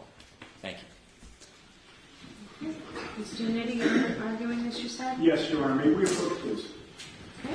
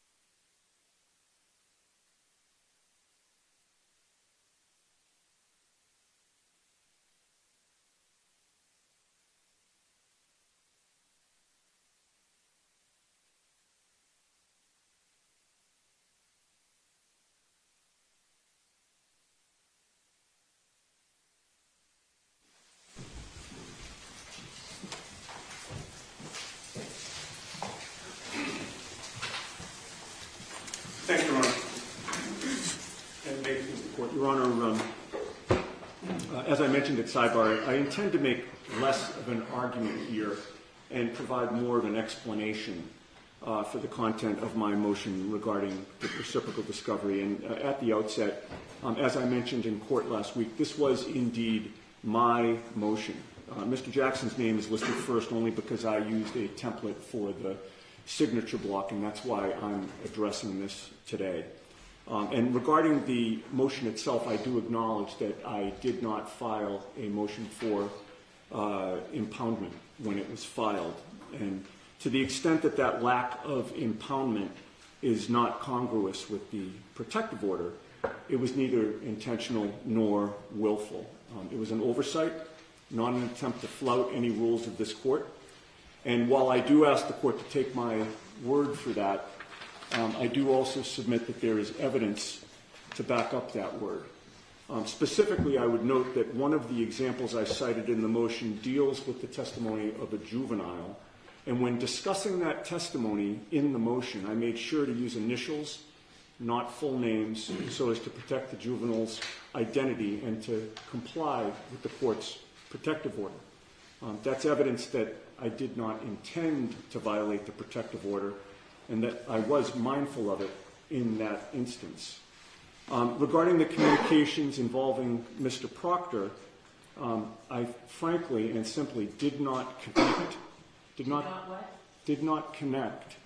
that topic to the protective order when I was drafting it. It just did not register with me. It got by me. When I read Mr. Brennan's motion, I went back, looked at the protective order, and then it sure did connect with me. So I immediately called him, and I was transparent with him about what had happened. And so we get to the issue of whether sanctions are appropriate, and I recognize the court's discretion in this regard. With regard to this issue, I believe it is worth underscoring Mr. Brennan's reasons for seeking the protective order in the first place. He listed 3 reasons for the protective order when he filed the motion. And I quote his reasoning here. This order is necessary to effectuate the well-established privacy and safety interests of witnesses and to protect the integrity of ongoing investigations. So the Commonwealth sought to have this court issue the protective order to protect, number 1, privacy interests, number 2, safety interests, and number 3, preserving the integrity of other investigations. And I submit, Your Honor, those interests are all laudable. And I respectfully submit that my disclosure here did not undercut those interests. Regarding any privacy interests, Michael Proctor's opinions about Karen Reed and her attorneys have been well established and was well-known public knowledge as a result of the first trial. His opinions about my client and me were publicly aired at trial when his other text messages had come to light, inadvertently revealing that he feels the same way about Mr. Jackson that the public already knows that he feels about Ms. Reed and me is a disclosure, mistakenly, that should be considered in light of the circumstances that already existed in the public domain, I would submit.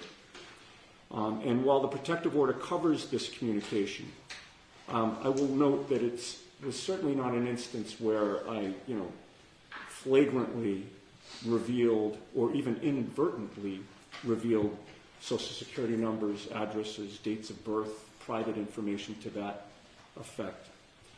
As for safety interests, which was the second reason for the motion for the protective order, revealing that Mr. Proctor has opinions about Mr. Jackson does not jeopardize or otherwise implicate his safety, I would submit. At all times during this investigation, and to the best of our knowledge, Michael Proctor is still a Massachusetts state trooper, and he's already on record with his well-publicized opinions as a result of the first trial, again, about Karen Reed's attorneys. So further information coming to light in this motion that he feels the same way about Mr. Jackson that he does about me does not move the needle, I would suggest, toward jeopardizing his safety at all. And finally, With regard to the third reason for the protective order, I revealed no information about any other pending investigation. In this message, Mr. Proctor was strictly discussing Mr. Jackson. Mr. Jackson does not represent any other individual that Mr. Proctor or the Norfolk DA's office is investigating. He represents Ms. Reed. And so that message from Mr. Proctor was strictly about this investigation and no other. So, in conclusion, Your Honor, I told the court I'd be brief. Protective orders serve important and laudable purposes, and attorneys, including me, need to be diligent in abiding by them. I exercise diligence in abiding by the protective order that this communication got by me. The court will obviously determine the matter, and in making that determination, I simply ask that the court consider the interests of the protective order that were laid out by the Commonwealth and discussed by me here, and as well as whether there is a degree of prejudice that would warrant a sanction. Thank you. Do you want to address the disclosure of grand jury minutes? I am prepared to do that. If Mr. Brennan is resting on his written submissions, then I can give my oral argument now. Mr. Brennan, you already argued this, right? I didn't. I do have concerns about my ongoing obligations, so perhaps I could have a moment, Sidebar. Sure.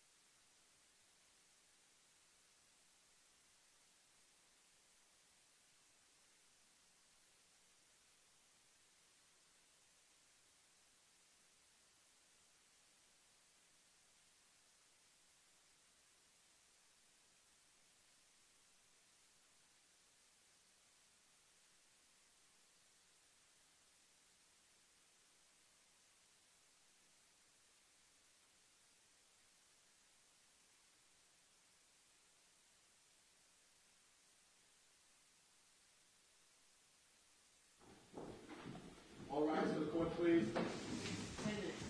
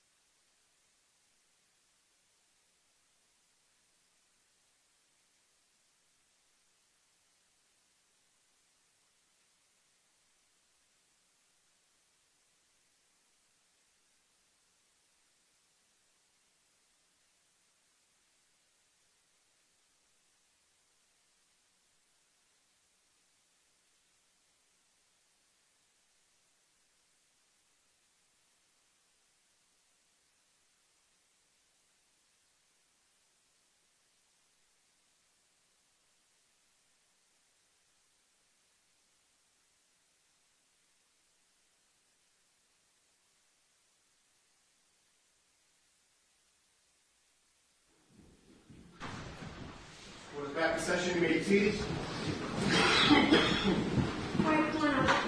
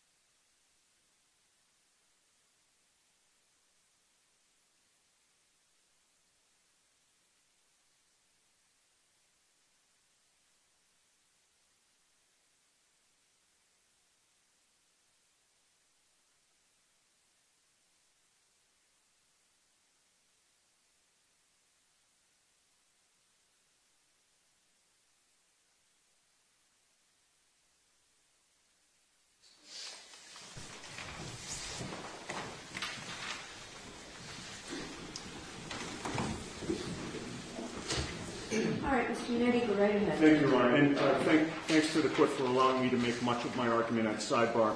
The only remaining argument that I can make in... We did that because that was material that needed to be done at sidebar. Oh, I understand, Judge. No, and I'm I just thinking... want the record to be clear. I understand, and I'm thanking the court for that.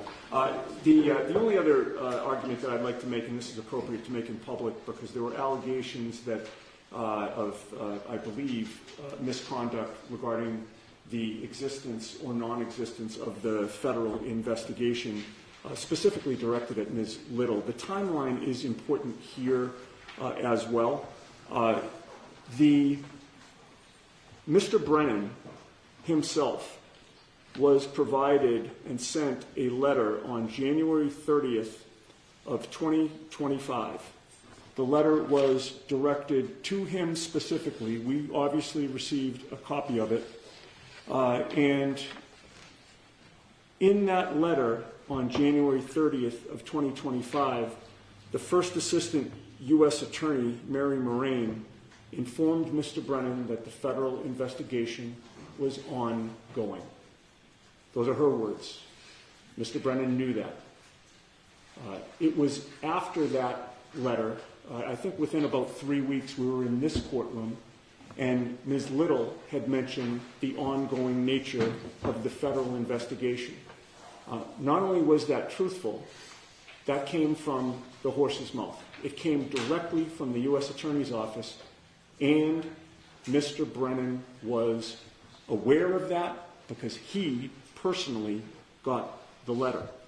It was only after that that Mr. Brennan has reported to the court that the federal investigation later was closed. Can you give me dates again, please? So, what was the date that Ms. Little made that statement, and what was the date that you all found out about what Mr. Brennan just announced in court? Okay, so January 30th was the letter. We believe February 18th, when we were before this court, was when Ms. Little made that statement. And then it was thereafter. I can't speak to when Mr. Brennan says that the federal authorities contacted him, but it was after February 18th. When did you hear the information? When did you hear the information that Mr. Brennan just told us? Mr. Brennan called me to inform me of that. I don't remember the date. Maybe, perhaps he can tell the court when that was. Was it prior to February 18th? No, it was after February 18th. Yeah, no, it was definitely after February 18th. Ms. Little reported the freshest information that we had truthfully to the court. So just in closing, Judge, this was not a boogeyman.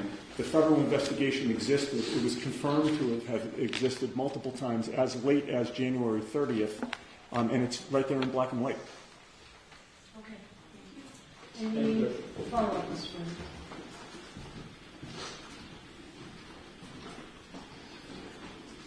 Ms. Little made her argument on February 18th.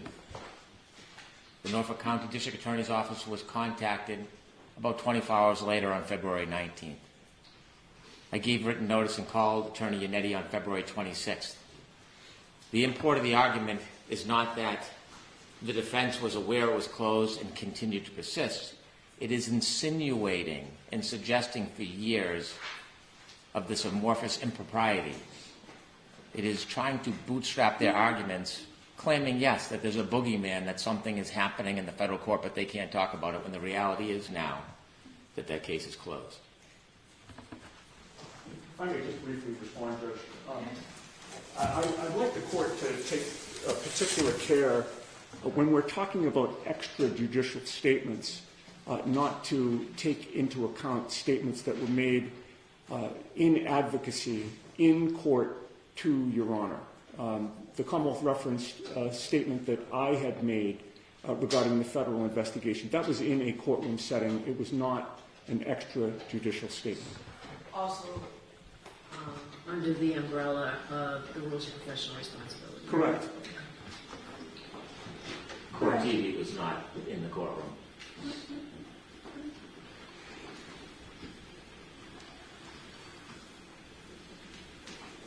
Okay. Thank you. So what I'd like to do now, there are new motions that were really just filed. And what I'd like to do, I have one that has a response. So it's the motion to amend the scheduling order to give the defendant a little bit more time for their motion to dismiss and the Commonwealth's opposition. I would like to hear that now. I need to give him a minute. The parties have any problem with hearing that motion now, or there's a No, Your Honor, I think it's very motion? brief. All right, so I need 1 minute, Mr. Jackson. Of course. Jimmy, I'd like to see what it is. The ones from this morning, the new ones. That was his name.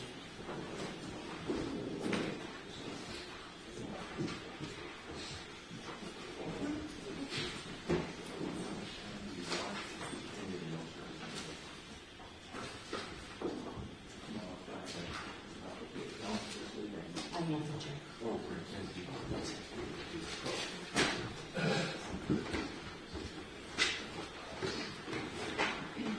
All right, so you're both prepared to argue this motion, right? The motion and the opposition. I'm so sorry, Your So Honor. both sides are prepared to argue this, the motion to amend the court scheduling order? Yes. And the opposition, is the Commonwealth prepared in the opposition?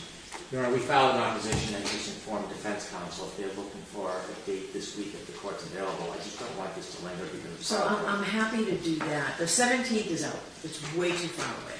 But I will hear you. I know what I think is a reasonable date, but I will hear you to see if you need more time than what I think is reasonable. I'll agree if they need a few more days without opposition. Given that, may I speak with Yes. counsel?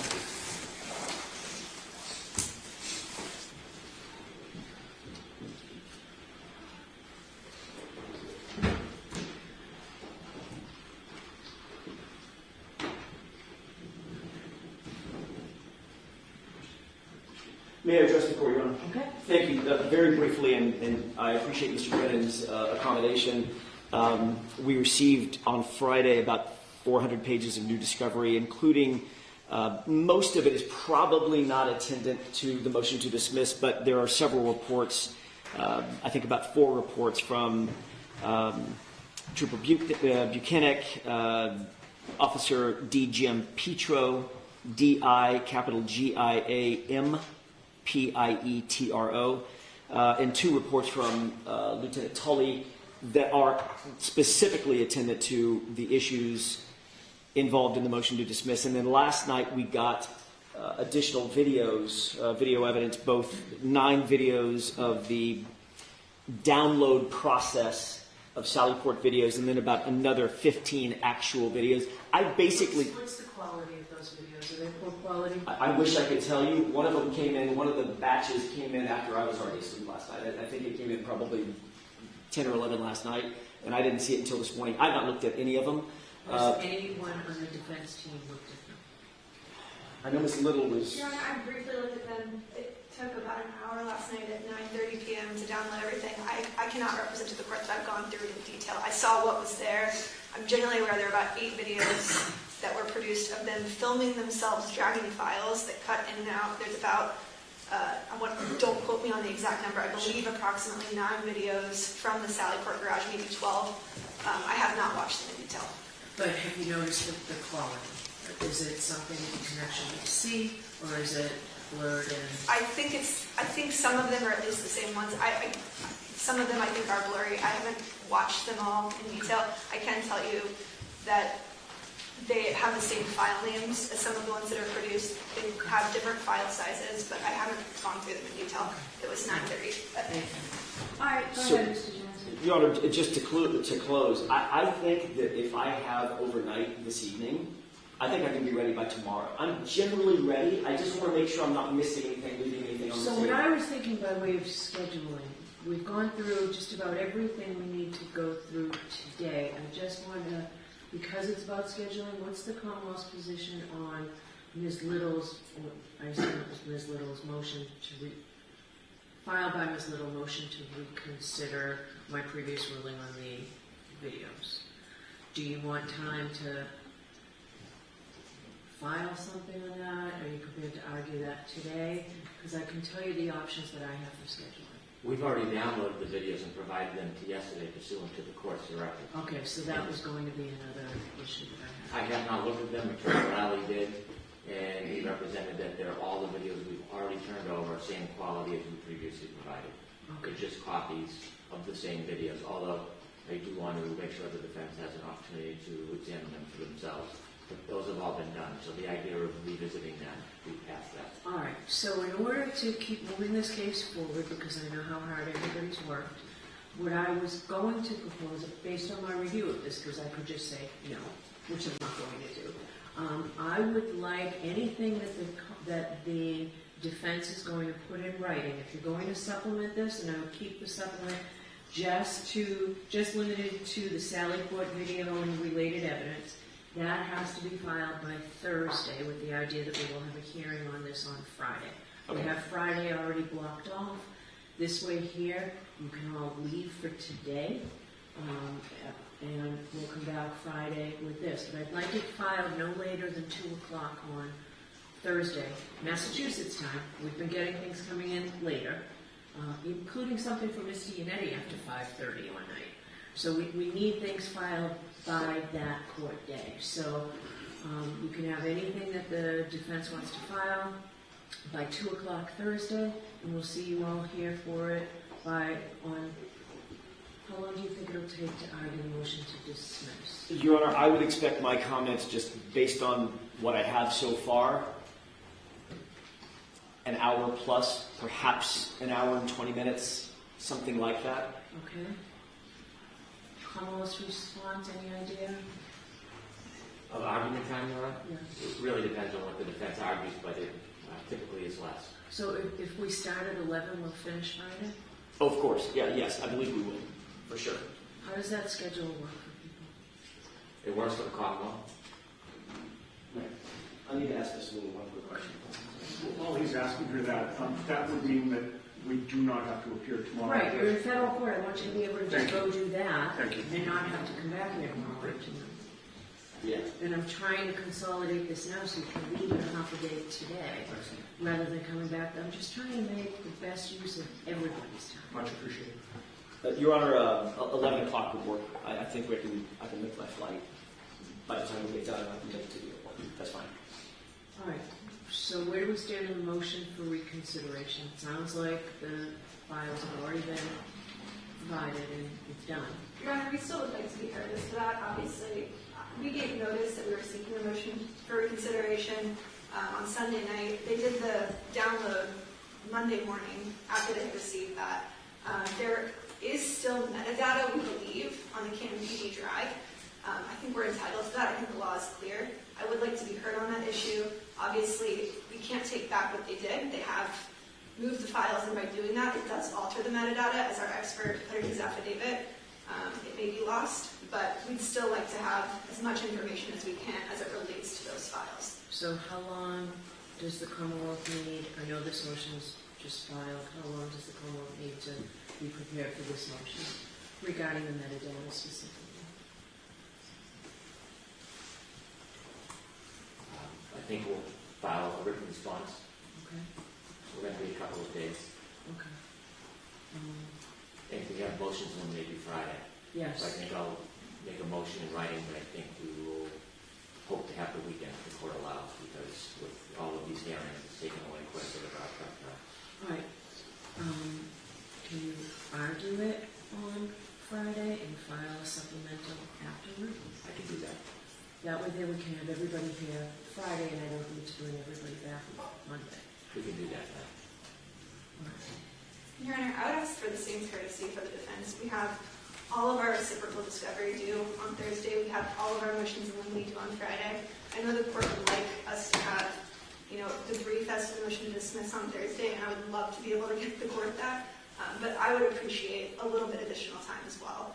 So given the I need to deadlines. know how this affects the motion to dismiss though, right? I need to, you've had this since, so you've got these recent ones, but I need to know how that, are you going to argue that in the motion to dismiss? Well, I don't know because we got it last night at 9:30, so I wish I could answer that for the court, but I'm in a bit of a catch-22. It might be irrelevant, it might not change anything at all. I won't know until I have a chance to actually go through everything. But I need time, right? I need to know that Thursday. It doesn't have to be a complete report, an outline even. Would the Commonwealth be satisfied with an outline? Know what the points are? An outline of what you are. Of what Ms. Little says, how this disclosure of, this late disclosure of videos. Sure, we'll deal with it. All right, so if you just so that I know the points that you're raising for the motion to dismiss, and then I'll want to supplemental very quickly thereafter. I have to decide this and put something right. So I need it to be done as quickly as possible. We've got a team of lawyers. I know the lion's share of the writing appears to be on you, Ms. Little, but there's everybody here that can help. May I have 1 minute, All right. Ms. Little?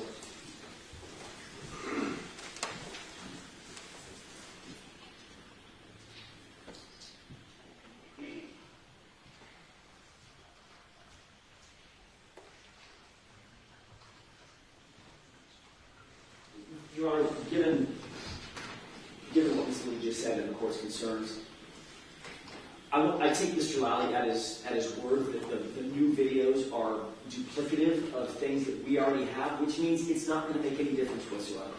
Could I ask the court, if it's okay with Mr. Brennan, we can be here tomorrow afternoon, tomorrow late morning, right after the federal court proceedings. Let's just argue this tomorrow. I will concede This, what? the motion to dismiss. I think I'm pretty much ready now. I can be ready by tomorrow. I need to add a couple of things about the new reports, but if the videos are the videos, then I don't want to wait. I don't want to waste the court's time the rest of the week just to come back and say, okay, well, basically it's the same thing. It's the same argument that I would have made today or tomorrow. So I think we can do it tomorrow if that's okay with the court. Are you waiving the additional argument that Ms. Little says? Are you saying now that when Mr. Lally told you that, you accepted and that's fine? I accept his representation is true, and I don't think that we need to file a supplement, which is really where the hang-up is. I don't think we need to. If the videos are the videos, we don't need another supplement. All right. Ms. Little doesn't look thrilled.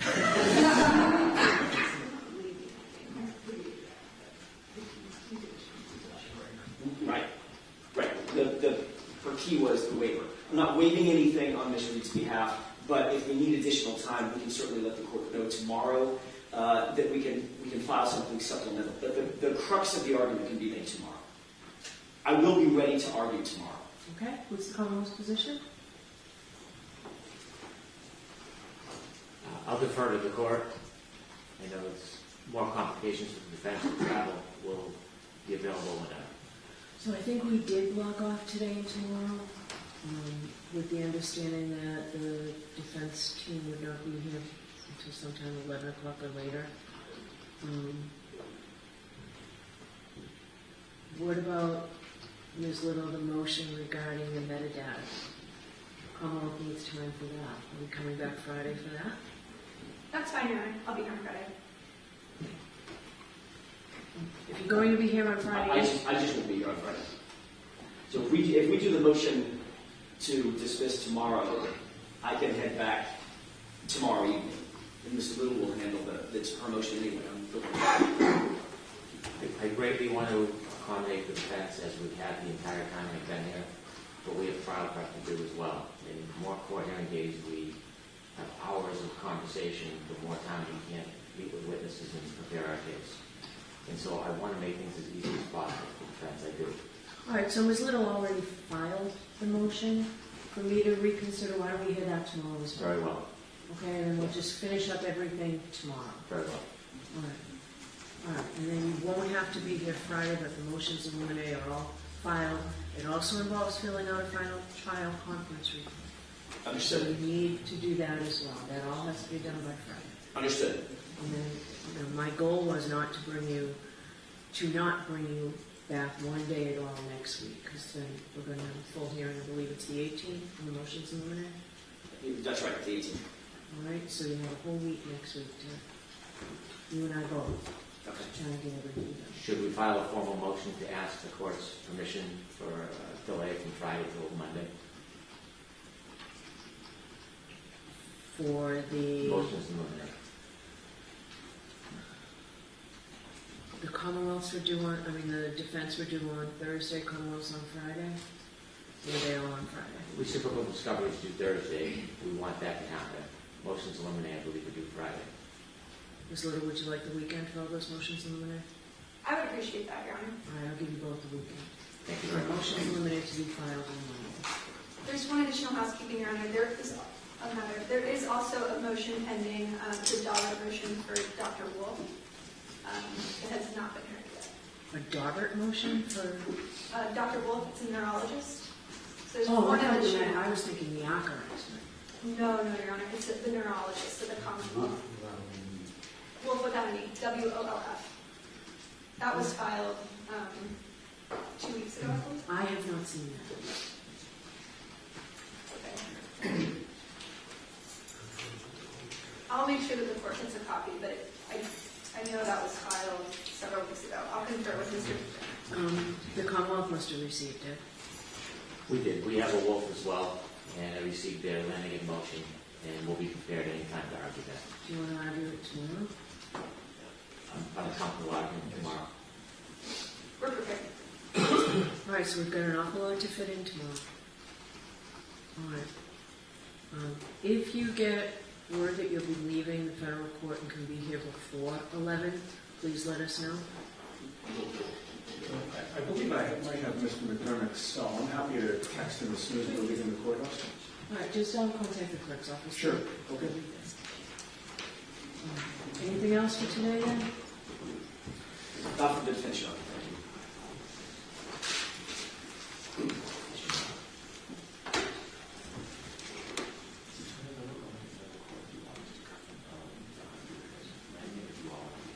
So I'm going to give you all a, why don't you clear up all the signs? I'll be out to teach. What call call, guys, please?